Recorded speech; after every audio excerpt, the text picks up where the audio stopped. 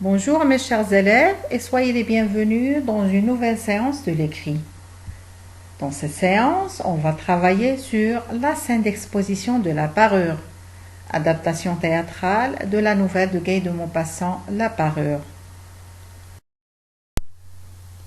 Et notre cours est destiné aux élèves de la deuxième année du cycle secondaire collégial. Et avant de vous proposer la consigne sur laquelle on va travailler, je vous rappelle tout d'abord le canevas de la scène d'exposition de la parure sur lequel on a travaillé la séance précédente. Alors, les thèmes de la scène d'exposition, c'est la cupidité et l'insatisfaction. Le cadre spatial, c'est la maison. Le cadre temporel, c'est l'après-midi. L'intrigue, c'est l'invitation au mariage.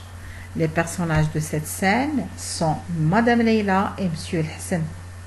Leur identité, ce sont des Marocains. Alors, pour leurs traits de caractère, pour Madame Leila, c'est une femme au foyer. Elle a épousé un fonctionnaire. Il est superficiel et matérialiste. Elle rêve de richesse. Elle souffre de son mariage et de son statut social pas assez élevé. Elle aimerait vivre comme son amie riche, Madame Fatine. Pour Monsieur Hassan, c'est son mari. Quant à lui, il souhaite rendre sa femme heureuse. Il est plus réaliste. Il est content et satisfait de sa situation. Il rentre chez lui avec une invitation pour le mariage de sa cousine. Au lieu d'être contente, Madame Leila est énervée car il n'a rien à mettre pour aller à ce mariage. Pour les relations qui lient les personnages, Madame Leila est l'épouse de Monsieur Hassan. Et voici la consigne sur laquelle on va travailler. Alors, à partir du canevas élaboré précédemment, vous devez rédiger la scène d'exposition de la pièce de théâtre. Et pour le faire, vous devez veiller à ce que le contenu soit bien structuré et cohérent. Présenter le lieu, le temps, les personnages, l'action et l'intrigue. Le décor doit être installé et l'entrée des personnages, le nombre des personnages qui prennent la parole et leur déplacement et leur caractère. Très bien. Alors, je vous invite maintenant à découvrir ce qu'on a réalisé en classe, moi et mes élèves. D'après l'œuvre abondante de l'écrivain Guy de Maupassant, on va lire l'une de ses nouvelles intitulée La Parure, mais en adaptation théâtrale et dans sa version marocaine. Une pièce de théâtre en 2 actes. Acte 1, scène 1, les personnages, l'épouse Madame Leila, l'époux Monsieur Hassan. C'est le vendredi, il est midi chez Monsieur Hassan et son épouse. Madame Leila dans son salon et coin repas, un modeste appartement. La table est dressée, bien soignée, mais très simple. À l'ouverture du rideau, seule et triste, Leila s'admire devant le miroir. Leila, je suis jeune, je suis belle, je suis exceptionnelle, mais malheureusement pauvre. Pourquoi je me suis mariée à un fonctionnaire qui a un salaire minable et qui ne peut pas m'acheter tout ce que je veux? Un palais, une voiture, des bijoux. Ah, je n'ai pas de chance. Comme je suis malheureuse. C'est l'été. Et c'est dur de supporter la chaleur dans ce vieil appartement mal exposé. Et surtout au 4e étage. Mon mari doit songer à nous acheter un climatiseur.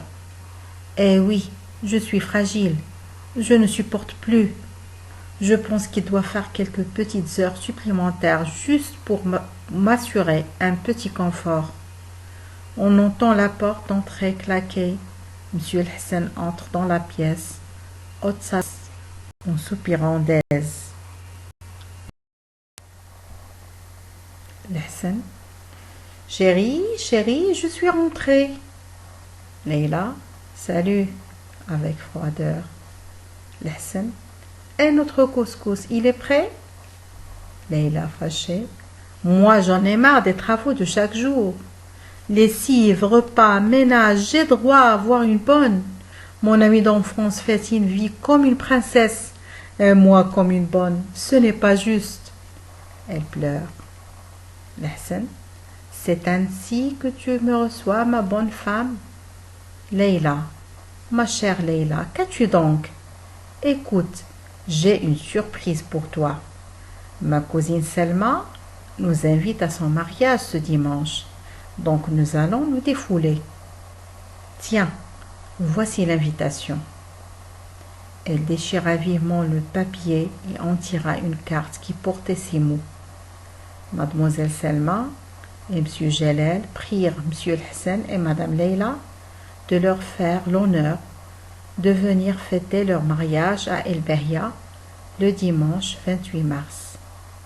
Leïla jeta avec déception l'invitation sur la table, murmurant: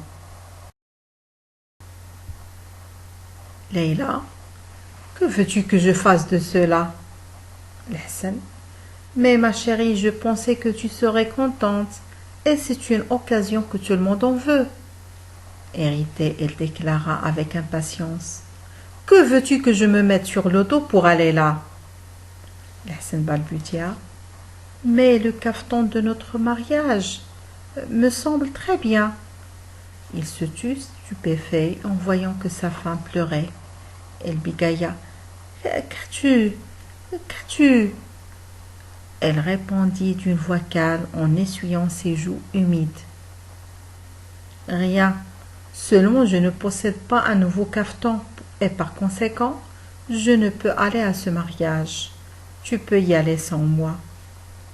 Hassan reprit: Voyons, Leïla, combien cela coûterait-il un cafeton convenable? Leïla réfléchit quelques secondes. Enfin, elle répondit en hésitant: Je ne sais pas au juste, mais il me semble qu'avec 2000 dirhams, je pourrais arriver. Hassan un peu pâlit, car elle réservait juste cette somme pour payer la traite de l'appartement.